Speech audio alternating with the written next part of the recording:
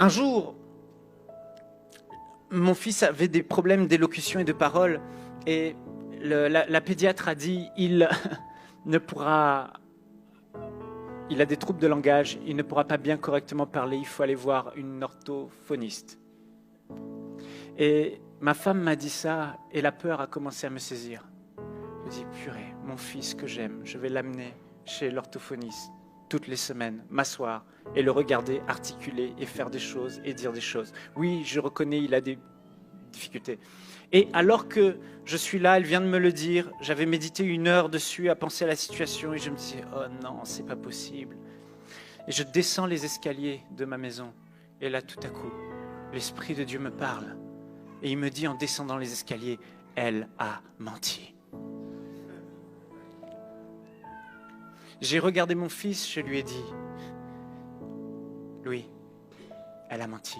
Je suis remonté, j'ai dit à ma femme, elle a menti, elle n'a pas dit la vérité. Mais elle a menti parce que l'Esprit de Dieu a dit, elle a menti. Et j'ai dit à ma femme, on ne va pas aller chez l'orthophoniste. Dans les semaines qui ont suivi, c'était réglé. Il n'a aucun problème. Il se passe beaucoup de choses dans les escaliers lorsque la voix du Saint-Esprit te parle. Et je remontais les escaliers un autre jour dans ma maison. Voyez-vous, le problème, c'est qu'on veut faire des efforts pour que Dieu nous parle. Et à force d'efforts, on rentre dans des choses intellectuelles. C'est pas ça le repos de la foi. Le repos de la foi, c'est simplement te dire, il est là, il se manifestera, il viendra à mon secours, il est mon consolateur, il est celui que Jésus m'a laissé. Alors je n'ai pas à m'inquiéter, il fera sa part, il me donnera la parole qui va me rassurer et sur lequel ma foi va pouvoir être bâtie. Je monte les escaliers et ça faisait des semaines, j'avais mal aux pieds. Je ne pouvais même plus vraiment appuyer sur le pied de la pédale, ça devenait compliqué de la voiture. Et en montant les escaliers, l'Esprit me dit, c'est par ces meurtrissures que tu as été guéri. Jésus-Christ a souffert pour que tu n'aies plus à souffrir. C'est un verset que je connais, je l'ai prêché tellement de fois. Mais à ce moment-là, quand tu montes les escaliers, l'Esprit de Dieu prend la parole de Dieu que tu connais et la rend vivante en toi et elle devient révélation. Je suis monté et ça faisait 3 semaines que j'essayais d'avoir la guérison de mon pied. Mais sur sa parole, toute forme de peur a disparu et la foi a jailli. J'ai pris mon pied, je l'ai fracassé et j'ai été immédiatement guéri. J'ai tapé très fort par terre. Notre fils avait une maladie vraiment, ça s'appelle la gale, c'est des petits acariens qui viennent sous ta peau, qui pondent des œufs et ça gratte et c'est horrible, il y avait des sillons de sang, bref je vous passe les détails, c'était horrible, il ne dormait plus, c'est devenu un cauchemar, ma femme devait arrêter le travail parce que c'était très contagieux, 4 mois que ça durait, c'était ma mère, la belle-mère de ma femme qui a ramené ça de l'île de la Réunion, même les médecins ne voulaient pas nous recevoir et nous accueillir parce que c'était contagieux. Mais on vivait un cauchemar, impossible de faire disparaître ça sur mon fils. Et un soir, je rentre à la maison et je vois ma femme en train de louer. Alors qu'avant la peur, il faut que j'arrête mon travail. Je ne sais pas comment on va faire, je ne peux pas continuer comme ça. La garderie, ils ne veulent plus garder notre fils parce que ça devient dangereux. Il y a des boutons partout, il y a peur de contagion. C'est horrible. Mais tout à coup, il n'arrive jamais trop tard quand on lui fait confiance. Mais quand le Saint-Esprit vient, il te parle parce que tu lui fais confiance. Il vient à ton secours pour te donner la parole dont tu as besoin, le don de foi dont tu as besoin, pour te communiquer exactement ce que tu as besoin. Et il faut apprendre à lui faire confiance parce qu'il est réellement là. Et je rentre et ma femme me dit, Dieu lui a parlé par sa parole. Le Saint-Esprit lui a donné un réma. Et il lui a dit, c'est bon, c'est fini. Elle a pris les trucs, elle a pris autorité, elle a déclaré, c'est fini. Elle a jeté la pommade qui ne fonctionnait pas. Et le lendemain, il y avait des petites, dans les jours qui ont suivi, il y avait des petites, des petites cloques partout sur sa peau, parce que toutes les araignées à l'intérieur de lui sont mortes, et quand elles meurent, ça fait des cloques. L'Esprit de Dieu lui a donné une parole qui a banni la crainte. Et tellement de fois dans nos vies, je me souviens, j'étais étudiant, et l'une des choses que je redoutais par-dessus tout, c'était l'échec dans les études parce que je voulais vraiment faire plaisir à ma mère. Et là, je me souviens de ce jour, j'étais en Bretagne en train de faire des études d'ingénieur en informatique, 3e année. Et là, j'ai pas révisé du tout. Et je me retrouve face à la copie, gros examen, important. Et j'arrive à avoir aucune réponse. Je ne sais rien, rien du tout. Et le temps passe et je regarde l'horloge.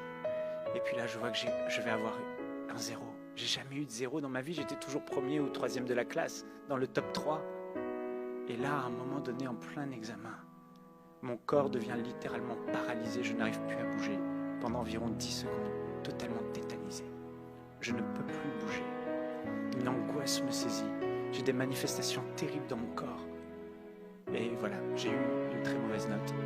Mais depuis ce jour, une brèche s'est ouverte, un traumatisme s'est fait. Et tous les mois, plusieurs fois par mois, je faisais des cauchemars des 2 pires matières que j'avais à l'école.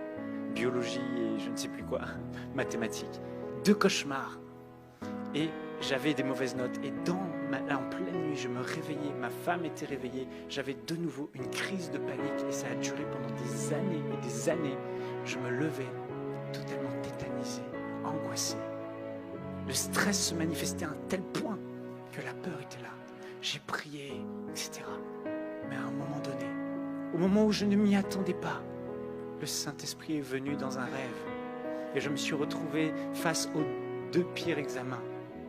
Et j'avais les 2 examens.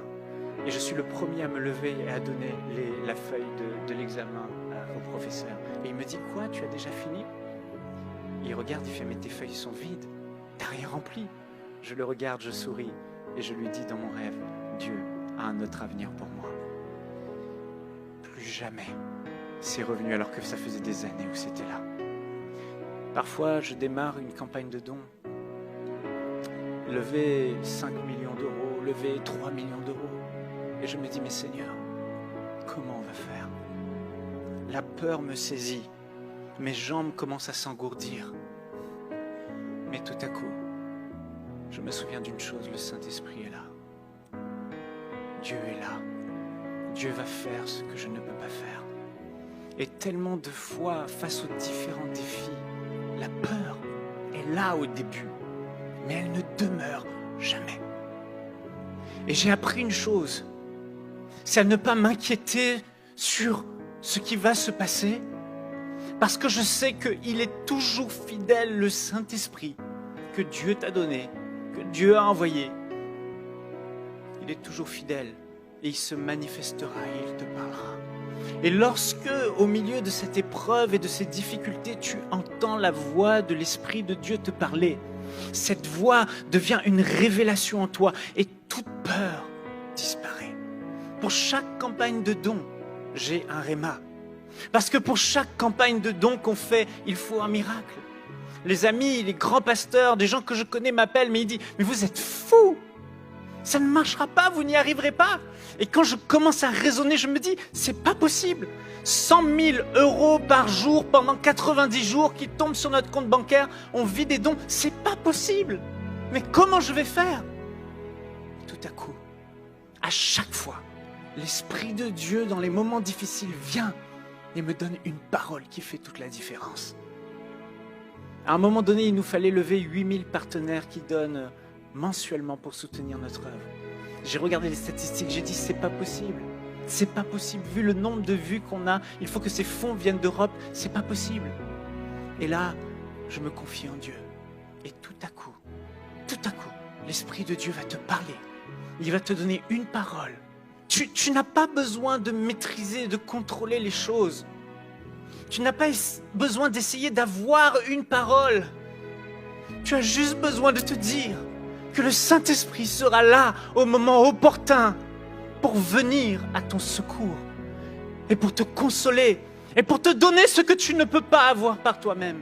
Parce que c'est impossible d'être en paix dans une situation où tu sais que si Dieu ne fait pas quelque chose, tu es fichu. Voilà pourquoi on reste dans cette zone de confort. On ne veut pas faire un pied dehors parce qu'on veut avoir toutes les conditions réunies pour que ça puisse marcher, qu'on se dise ça va aller et qu'on ne ressente plus cette peur qui nous anesthésie, qui nous domine et qui nous empêche d'avancer. Cette fameuse campagne de dons, l'Esprit de Dieu m'a dit, à un moment donné, je ne sais plus dans quelles circonstances j'étais là, certainement en train de faire la vaisselle ou n'importe quoi, et tout à coup sa voix me percute. Et il me dit, à travers sa parole, il va te rappeler la parole de Dieu. Comme Jésus l'a dit, il vous rappellera ce que je vous ai enseigné.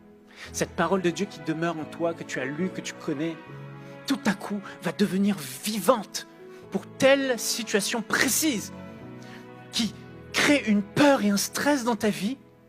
Il ne manquera jamais de paroles.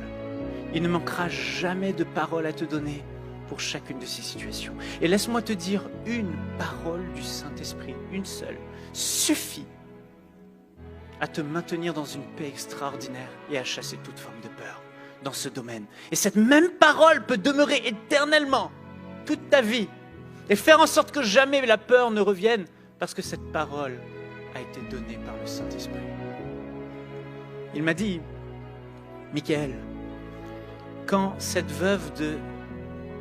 pauvre veuve, chez qui le prophète était, a pris une cruche d'huile pour remplir les vases, elle a rempli des centaines de vases. Autant de vases qu'elle a pu présenter étaient remplis à partir de quoi? D'une petite fiole, une petite cruche. Voyez-vous, ce n'est pas normal qu'une cruche puisse remplir autant de vases. Et Dieu m'a dit, comment se fait-il qu'il n'y a pas manqué d'huile, alors que c'est à partir d'une cruche qu'elle a rempli tellement de jarres et de grands vases? J'ai dit, c'est un miracle. Et le Saint-Esprit m'a dit, et alors? Tu n'auras pas besoin d'explications pour savoir de comment cet argent va venir. Il viendra. Le Saint-Esprit est là pour te donner une parole, à chaque fois et à chaque circonstance de ta vie. Hier soir, j'étais en train de préparer ce message, et dans la nuit, ma fille a commencé à pleurer. Elle a pleuré, elle s'est réveillée, elle a fait un cauchemar, et elle pleurait parce qu'elle avait peur. Dans ce cauchemar, elle a fait un certain cauchemar, elle s'est retrouvée seule dans un endroit, elle était toute seule, abandonnée, et elle pleurait. Et dans mon cœur, en tant que père, je ne pouvais rester insensible, je me suis levé, je suis monté dans la chambre, et j'ai été là avec ma fille, juste là, dans le noir, dans la présence dans sa chambre. Ma présence l'a rassurée. Juste ma présence l'a rassurée. Ça faisait plus d'1 minute qu'elle pleurait, j'écoutais voir si elle était dans un cauchemar ou pas, dans un rêve ou pas, mais elle était bien réveillée et la peur l'avait saisie. Mais qu'est-ce qui l'a rassurée? La présence de papa. Les circonstances étaient les mêmes. Le cauchemar était là. Elle était seule dans cet endroit. Mais tout à coup, elle prend conscience qu'elle n'est pas seule. Papa est là. Mon papa qui m'aime est là. Et dans cette épreuve qu'elle vit, ma parole la rassure.